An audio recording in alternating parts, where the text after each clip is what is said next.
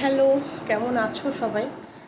এখন good morning বলা যাবে না, তার কারণ হচ্ছে এখন বাজে হচ্ছে 12টা 10। ওই দেখো 12টা 10, ঠিক আছে? তো এখন আর গুড মর্নিং বলা যাবে না। তো একটা এমনি ভিডিও করেছি, করে এইমাত্র পোস্ট করলাম।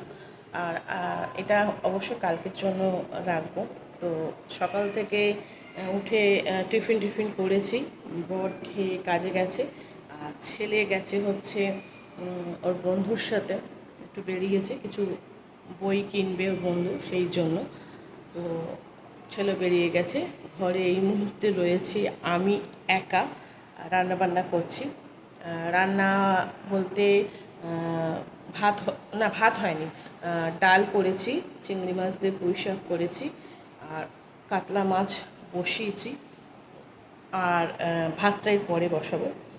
আমি কালকে দুটো বাসি পরোটা ছিল আমার, না বাসি পরোটা, তারপরে বাসি লুচি, বাসি পায়েস, এগুলো আমার খুব ভালো লাগে খেতে। তো দুটো বাসি পরোটা ছিল। কালকে আমি রাতে 3টে পরোটা খাবো ভেবেছিলাম বলে একটা এক্সট্রা করেছি। তো যথারীতি 3টে আর খেতে পারিনি, 1.5খানা খেয়েই শুয়েছি। তো সেই 1.5খানা ছিল, আর ছেলেকে পরোটা দিয়েছিলাম, তো ছেলে ওখান থেকে একটা রিটার্ন করে দিয়েছে। তো মোটামুটি 2.5খানা ছিল পরোটা। তো ওইটাকেই আমি এখন সকালবেলা গরম করলাম, করে খেলাম। একটু ঘরটা অন্ধকার অন্ধকার লাগছে, তার কারণ হচ্ছে আমি লাইটটা অন করিনি, ঠিক আছে? তো এই হচ্ছে ব্যাপার, এই লাইট অন করলাম। তো আর এখন মাছের ঝোল বসিয়েছি, কাতলা মাছ। মাছের ঝোলটা হয়ে গেলে ভাতটা করব, ভাতটা হয়ে গেলে আমার রান্নাবান্নাগুলো কমপ্লিট হবে। আর রান্নাঘর তো জানোই যে আমার সকালবেলা ভীষণই অগোছালো থাকে। এইবার রান্নাবান্না করে নিয়ে তারপরে আমি রান্নাঘর পরিষ্কার করবো। তো চলো তোমাদেরকে একবার দেখাই মাছের ঝোলটা। মাছের ঝোল, আর এই প্রেশার কুকারটা মাজবো বলে এর উপরেই স্কচ ব্রাইটটা রেখেছি। এই হচ্ছে ঝোল ফুটছে, তো এটা হলেই ভাতটা বসাবো। ভাতটা হলে আমার রান্নাটা কমপ্লিট হয়ে যাবে। তো এই কাপড়টা থাকে কিসের জন্য জানো? এটা হচ্ছে যখন এসি চালাই না, তো আমাদের এই দরজার নিচটা অনেকটা গ্যাপ থাকে। আর এসি চালালে তো সেই দরজার নিচ থেকে না এসির পুরো ঠান্ডা হাওয়াটা বেরিয়ে যায়। তো এই কাপড়টা দিয়ে ওটা আর কি বন্ধ করে রাখি, যাতে এসির ঠান্ডা হাওয়াটা বেরিয়ে না যায়। বুঝতে পারছো? দেখাই ঠাকুরের বাসন কত পড়ে আছে, ঠিক আছে? কালকে মাজতে গেছিলাম, বাট মাজতে পারিনি, বৃষ্টি এসে গেল বলে বিকালে আর ঠাকুরের বাসন আমার মাজা হলো না। তো এগুলো আজকের আমাকে মাজতে হবে। আর আমি রান্নার কাপড় চোপড় পরে ঠাকুর মন্দিরে এখন ঢুকতেও পারবো না। যাও তোমাদের দেখাই। এখন আমি গেট খুলিনি, কারণ আমার রান্নার কাপড়, ওই জন্য আমি এখন গেট ধরবো না। এই দেখো লোকনাথ বাবার ধুতি এখন ওরমভাবেই পরানো আছে, আমি খুলিনি। কাল যেহেতু বৃহস্পতিবার পুজো দিয়েছি, আর একটা উত্তরই কিনে আনবো, ধুতি তো রয়েছে, ওই গায়ের উত্তরই আর একটা কিনে আনবো। আনলে আমি তো যেহেতু প্রতি সোমবার করে লোকনাথ বাবার বস্ত্র চেঞ্জ করি, তো উত্তরীটা কিনে নিয়ে আসবো। আর এখানে দেখো, এখানে এতগুলো বাসন মেজে রেখেছি, ওটা পাথরের থালা, এগুলো মেজে রেখেছি। আর এই হচ্ছে আমার সমস্ত পড়ে আছে, এই দেখো, এই হচ্ছে ঠাকুরের বাসন সমস্ত পড়ে আছে। 2 তারিখে লোকনাথ বাবার পুজো হয়েছে, 3 তারিখ বিকালে আমি বাপের বাড়ি গেছি, 4 তারিখ ভাইপোর জন্মদিন ছিল, আর আমি এসেছি 5 তারিখ বিকালে। আর এই গ্যাস ট্যাস এগুলো সব খুলে রাখতে হবে, এগুলো খুলে কাপড় চোপড় দিয়ে ঢেকে রাখতে হবে। আর এইগুলো আজ যদি বিকালে বৃষ্টি না হয়, তাহলে মোটামুটি আজকে এগুলো সব মেজে নেবো। কালকে মাছ দিয়ে গেছিলাম, বাট হয়নি বৃষ্টির কারণে। আর এইগুলো হচ্ছে সেই বাবাকে প্রতি বছর যে ধুতি উত্তরীগুলো পরায়, সেইগুলো জমেছে, কাকে যে দেব কি করব বুঝতে পারছি না। আর এইটা হচ্ছে আমার ওই ঠাকুরেরই কাপড় চোপড় থাকে, মানে ওই ঠাকুরের সিংহাসনে পাতি বা ঠাকুর ঘর তো মুছি। আর একটা জিনিস দেখো, এই ওয়ালটার হাল দেখো, শুধু এই ওয়ালটার হাল দেখো। এই ওয়ালটা মানে যবে থেকে আমি ওপরে ঘর হয়েছে, ঠিক তার 1 সপ্তাহ পর থেকে এই ওয়ালটা পুরো ড্যাম পড়ে কি অবস্থা। আর কোনো বা ঘরে কোনো ওয়ালে কোনো ড্যাম্প নেই। এই দেখো এই ওয়ালগুলো দেখো কত সুন্দর আছে, এই ওয়ালগুলোর কোনো ড্যাম্প নেই, কিন্তু এই ওয়ালটা পুরো ড্যাম্প পড়ে একদম কী অবস্থা। মানে এখান থেকে আবার সিঁড়ি গেছে ছাদের ওপর, এটার ওপরে ছাদ আছে, তো এই পাশ থেকে সিঁড়ি গেছে, সেই সিঁড়ি থেকে জল পড়ে এরম ড্যাম্প পড়ছে না কী জন্য কী হচ্ছে আমার জানা নেই। এই দেখো এখানটা দেখো একদম ক্র্যাক হয়ে গেছে, এই জায়গাটা পুরো ক্র্যাক হয়ে গেছে। এটা মনে হচ্ছে এই দরজাটার ভাঁড়ে, এটা হচ্ছে ছাদের দরজা, এই ছাদের দরজাটার ভাঁড়ে পুরো এগুলো না পুরো ক্র্যাক হয়ে গেছে, এগুলো পুরো ক্র্যাক হয়ে গেছে।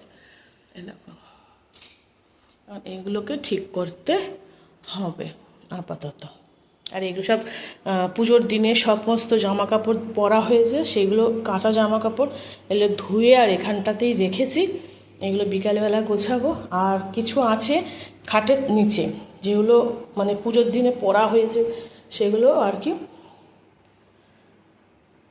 ধোবো। আর এই আমাদের স্টোরের ভেতর অনেক জামা কাপড়, ছেঁড়া জামা কাপড় সব। পড়াশুনোটা কমপ্লিট হলে তারপরেই হচ্ছে স্টোরটাকে আমি খালি করতে পারবো, কারণ স্টোরের মধ্যে প্রচুর বই খাতা আছে। আর নিচে আমার নিচের তলার রান্নাঘরটায় ওইখানেও 2-3 ব্যাগ বই, যত প্রজেক্ট সব কিছু ওই ব্যাগের মধ্যে করে আমার সব গুছিয়ে রাখা হয়েছে। ছেলের পড়াশোনা কমপ্লিট না হওয়া অবধি সেগুলোকে আমি বার করতে পারছি না, কারণ কখন কোন বই কোন কাজে লেগে যায় আমি তো বলতে পারছি না। একেবারে চাকরি বাকরি পাবে তারপরে আমি বইগুলো মানে বার করতে পারবো, স্টোরটা খালি করতে পারবো, এটাই হচ্ছে কথা। আমার বিয়ের একটা কলসি আছে, আমার অনেকগুলো কাজ আজকে যদি সময় পাই তো বেরোবো, নাহলে আর হবে না। কতগুলো স্টিলের বাসন ফুটো হয়ে গেছে, তো সেগুলো এক্সচেঞ্জ করে ঠাকুরের কিছু বাসন যদি আনতে পারি নিয়ে আসবো। ঠাকুরের ছোট ছোট গ্লাস, সেই গ্লাসগুলোও ফুটো হয়ে গেছে, সেইগুলোকেও বাতিল করে যদি কিছু হয় ঠাকুরেরই জিনিস নিয়ে আসবো। আর আমার বিয়ের যে কলসিটা দিয়েছিল সেই কলসিটাও ফুটো হয়ে গেছে, তো সেই কলসিটা ওরকম স্টোরে পড়ে আছে, তো আজকে গিয়ে জিজ্ঞাসা করে আসবো যে কোন দোকানে এইগুলো রিপ্লেস করে কিছু করা যায় কি না, জিজ্ঞেস করে এসে তারপর ওইগুলোকে চেঞ্জ করে ঠাকুরের জন্য কিছু বাসনপত্র নিয়ে আসবো। ঘরে আমার প্রচুর বাসনপত্র, সেটা নিয়ে তো কোনো চাপ নেই, বাট ওইগুলো বেকার তো সেই ঘরেই পড়ে আছে, তো ওইগুলো ভাবছি ওটাই করব। দেখো আরে এত গরম আমি ডাইনিং ছেড়ে সরতেই পারছি না, এত গরম। তো চলো রান্নাটা পুরো করি, তারপর তোমাদের তো মুখে বললাম যে এই রান্না করেছি, তোমাদেরকে একবার দেখিয়েও দেবো। আর এই দেখো ঘাম, দেখো শুধু রান্নাঘরের সামনেটা দাঁড়িয়ে তোমাদের সঙ্গে একটুখানি কথা বলেছি, তাই দেখছো ঘাম, এত তরতর করে ঘামই না মানে ধারণার বাইরে। তো চলো আবার পরে আসছে। চলো রান্নাঘর পরিষ্কার হয়ে গেছে, রান্না হয়ে গেছে, সব পরিষ্কার করে নিয়েছি। এইগুলো যা কালি পড়েছিল, এবার চিমনিটা একদিন আমাকে কেরোসিন তেল দিয়ে পরিষ্কার করতে হবে। এই হচ্ছে পরিষ্কার করে নিয়েছি, ওখানে জল আছে। আর রান্না এই হচ্ছে ভাত গরম গরম, আর এই হচ্ছে পুঁইশাক চিংড়ি মাছ দিয়ে আটানো, এই হচ্ছে ডাল, আর এই হচ্ছে মাছের ছোলা। তো এই করেছি, আর হচ্ছে দই এনেছি। এখানে এঁটো বাসন সব গুছিয়ে রেখে দিয়েছি, কাজে দিদি আসবে বাসন মাজবে, আর আমি এখন এই জলগুলো ভরবো। আর হচ্ছে এই হচ্ছে দই, মিষ্টি দই, এটা মিষ্টি দই ভাত খাওয়ার জন্য এনেছি, কারণ আমার দই দিয়ে ভাত খেতে একটু বেশি ভালো লাগে। আর এখানে আছে রসগোল্লা, এইগুলো হচ্ছে কালকে প্যাকেটটা খুলেছি, এখন ফ্রিজে রেখে দিতে হবে। খাওয়ার জন্য বার করেছিলাম কিন্তু খেলাম না, রেখে দিলাম, খাওয়া ইচ্ছে করলো না, তো ওই জন্য আবার। আর এই শশা নিয়ে এসছে, কলা নিয়ে এসছে, ওই রয়েছে। আর মাছের আজ ছেলে আসলে মাছের দুটো পাম্প কিনতে হবে, এই পাম্পটাও কিনতে হবে, আর ওখানেও একটা পাম্প আছে, ওই পাম্পটাও কিনতে হবে। কটা মাছ কিনতে হবে, মাছগুলো সব 3-4টে মাছ মরে গেছে।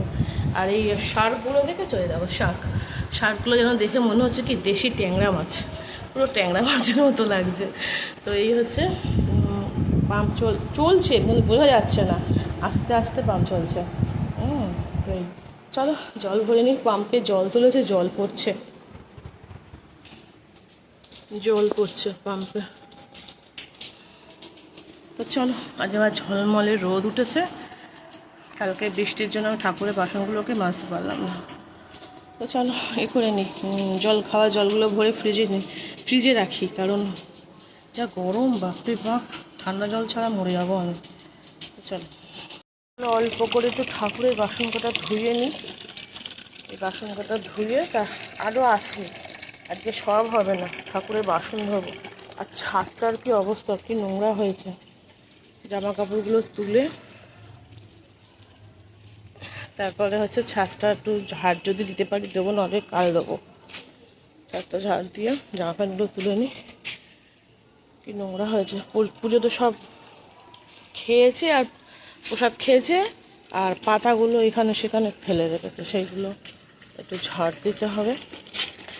বাসন কটা ধুয়ে গাছে জল দেবো। গাছগুলো দেখেছো কেমন শুকিয়ে গেছে।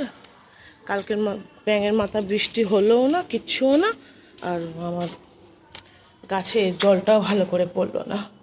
তো চলো কাজগুলো সারি, তারপরে হচ্ছে সন্ধে দেবো।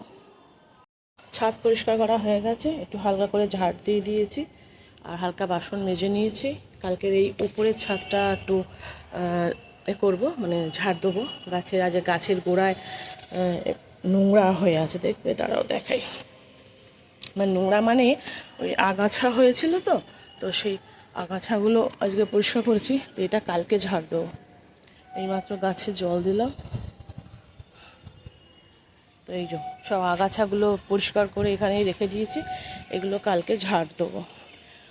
গাছ আনতে হবে কতগুলো, এই টবগুলো সব খালি হয়ে পড়ে আছে, এগুলো সব গাছ আনবো, গাছ এনে বসাবো। শুধু এত গরম বলে আনতে পারছি না, যদি মরে যায় গাছ, ওই জন্য এই আগাছাগুলো কালকে ঝাড় দিয়ে, এগুলো শুকিয়ে যাবে, জল পড়েছে তো এগুলো শুকিয়ে যাবে।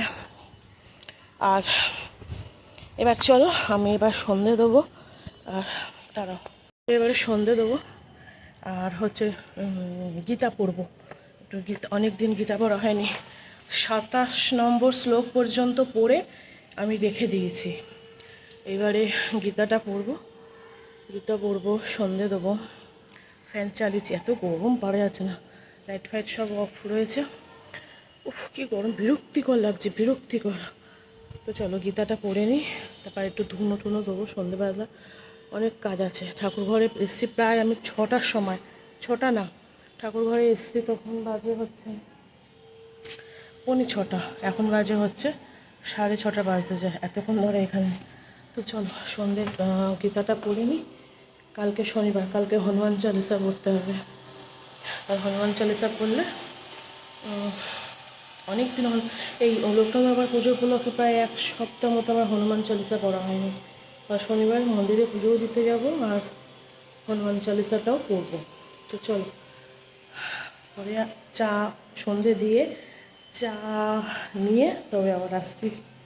আজকে ডিনারের মেনুটা দেখিয়ে আজকে ব্লগটা শেষ করি। এই হচ্ছে ডিমের ঝোল করেছি, আর এই হচ্ছে স্যালাড। এটা আমার বরকে রোজ খেতে হয় এবং করেও দিতে হয়।